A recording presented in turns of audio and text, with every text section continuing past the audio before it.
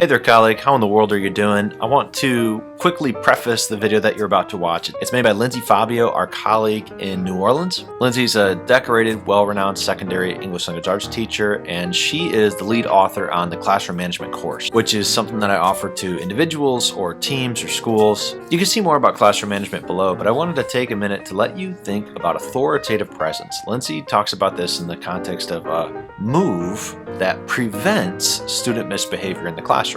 And we're defining misbehavior as any type of action taken by a student that detracts from their learning or the learning of others. Authoritative presence is one of those things that we often don't think of as a move. We don't think of as a learnable skill. But I think what Lindsay lays out, these details that she's about to give you of all the things that go into authoritative presence, are absolutely learnable, practicable skills. And so even at the end of the video, she says, hey, go and practice, stand up and practice. And I encourage you to do that. Do what she's saying. Because as you get better at authoritative presence, you're going to see that classroom management becomes easier for you, but you're also going to see a teacher credibility boost because someone with authoritative presence just has this aura, this presence of being competent, of being passionate, of having a sense of urgency to what they're doing for instruction.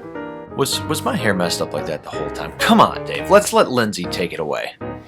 Your first move to prevent misbehavior is authoritative presence. There are a couple different components to this. The first is your body. You want to stand up straight with your shoulders back, but you don't want to push your shoulders too far back because that can actually project insecurity.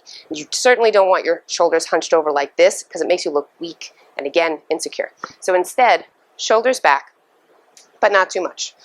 Also, you want your feet to be about hips-width distance apart.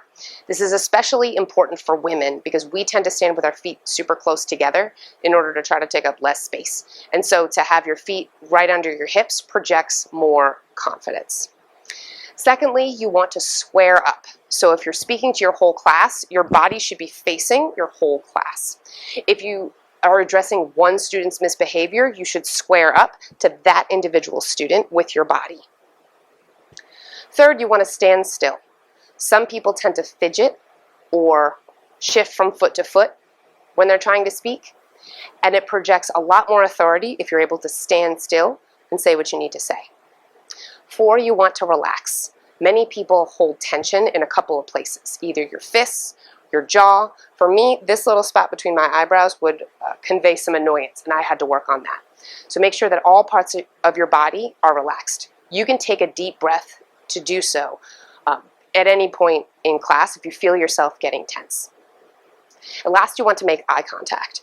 So if you're giving directions or speaking to the entire classroom, you want to dwell on one student's eyes for a couple seconds before moving on with your sentence. And if you're speaking to just one student, you want to look at that student neutrally. It's important to not be intimidating with this eye contact. You're not trying to stare anybody down, but you are trying to convey that you are unafraid and confident. So that last part with your body is eye contact. Secondly, you need to think about your voice. First, you want to be loud, much louder than most people tend to speak. Instead of taking your conversation voice and turning it up just a few notches, it's much better to kick it up higher than that. This will not only project confidence, but also ensure that all students can hear what you have to say. Second, you want to be decisive. You want your voice to come down at the end of the sentence rather than up. So you need to say, when I say go, I need you all to stand up, push in your chairs, and meet me at the door. Instead of, when I say go, I need you to push in your chairs, stand up, and meet me at the door. Okay? Because it sounds like, do you want to come with me or not? This is optional here. So make your voice decisive and go down at the end of your sentences. Third, with your voice, you want to be emotionally neutral. This means not raising your voice, not betraying anger, not betraying annoyance. You want your voice to sound calm, controlled, and without any of that emotional baggage. And last, with your voice, speak slowly and with pauses.